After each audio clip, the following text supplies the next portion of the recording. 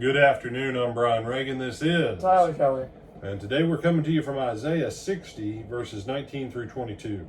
The sun shall no longer be your light by day, nor for brightness shall the moon give light to you. But the Lord will be to you an everlasting light, and your Lord your glory. Your sun shall no longer go down, nor shall your moon withdraw itself. For the Lord will be your everlasting light, and the days of your mourning shall be ended.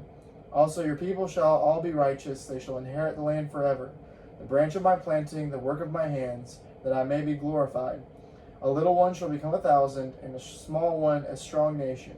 I, the Lord, will hasten it in its time. All right. So this whole chapter is that shift of the Gentiles and the kingdom.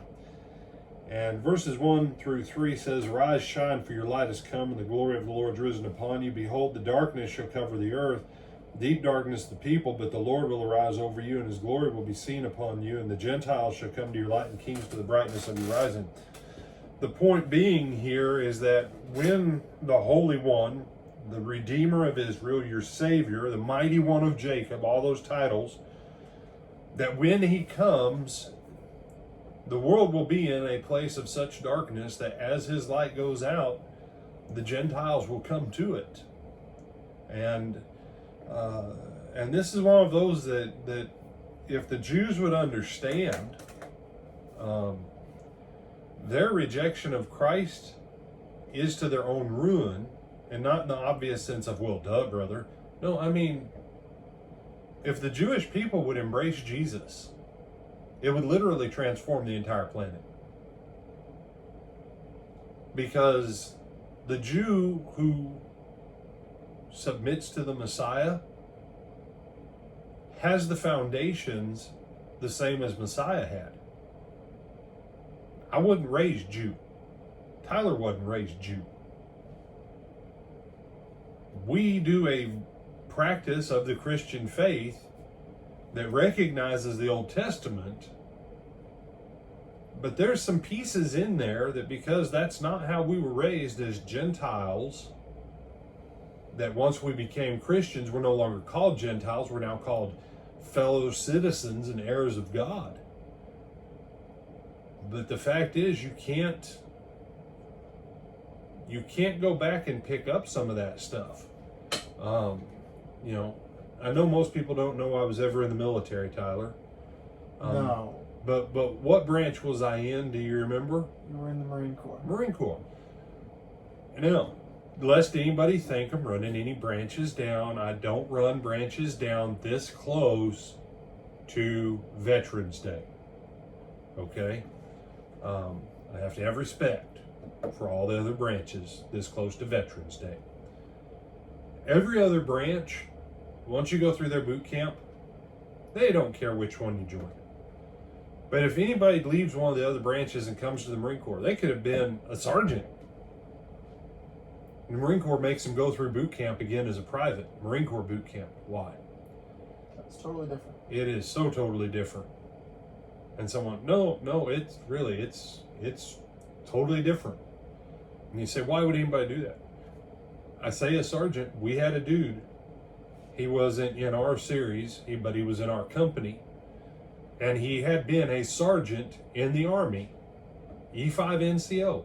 Now, he was the highest paid kid in boot camp, okay, because he had 6 years time in service.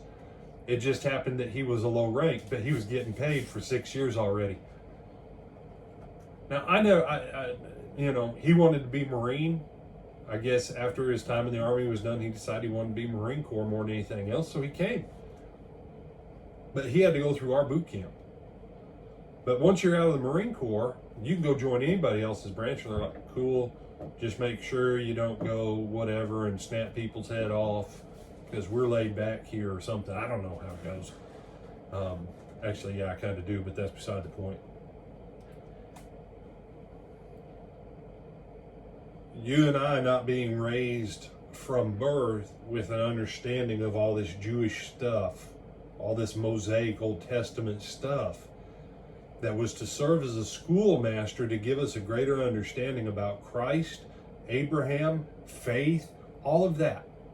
means we have to work twice as hard to get it.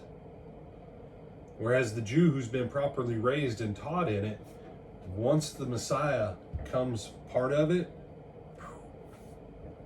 man, it's phenomenal. We forget the early church for the first 7 years was nothing but Jews. You know? And this is one of those. And Tyler, this is going to sound weird coming from me, but we're going to say it. This is why you should pray for Israel, the modern nation, as well as physical Israel that is scattered through a variety of countries around the world. If they would come to Jesus and submit to him as the Messiah, the effect on the entire planet, because they are the physical children of Abraham, there are things that would activate on this planet that would literally transform it almost overnight.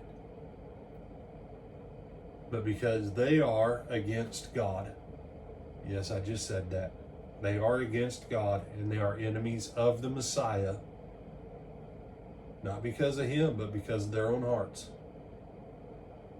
They actually hurt the planet, and they actually cause strife and division with their political aims and their religious aims. And the whole world is in turmoil because they, as a nation, do not come to Jesus. You said, do you actually believe that? Yes. If tomorrow, the modern nation of Israel, if the majority of those people converted to Christianity, they would have a whole different dialogue of peace with every one of their neighbors, with Europe. That chunk of the world would transform. Russia, all that stuff, it would all transform.